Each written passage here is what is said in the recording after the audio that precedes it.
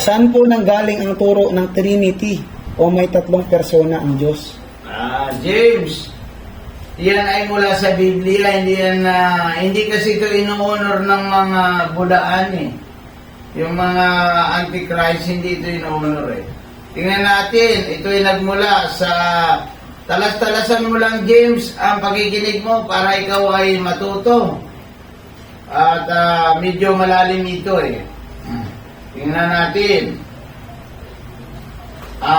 Mateo chapter 28 verse 19 to 20. Ito ay napakalinaw na sinasabi niya. Babasahin ko.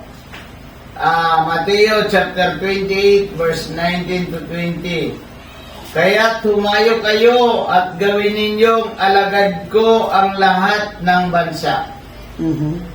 Bautismuhan ninyo sila sa pangalan ng Ama, isa, ng Anak, dalawa, at ng Espiritu Santo. Yan, tatlo. Bakit naging Trinity? Tingnan natin sa 20. At turuang sumunod sa lahat ng pinag-uutos ko. Ano ang ibig sabihin ng naging isa? Ang ibig sabihin ng Diyos ay tatlong persona ang tinatalakay.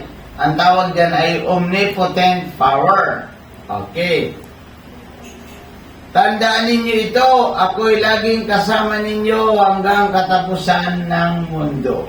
O yon, sa pagiging Diyos ay isa lang. Kaya naging triunity equals power of God. Yes. Yan, naintindihan mo, Randy?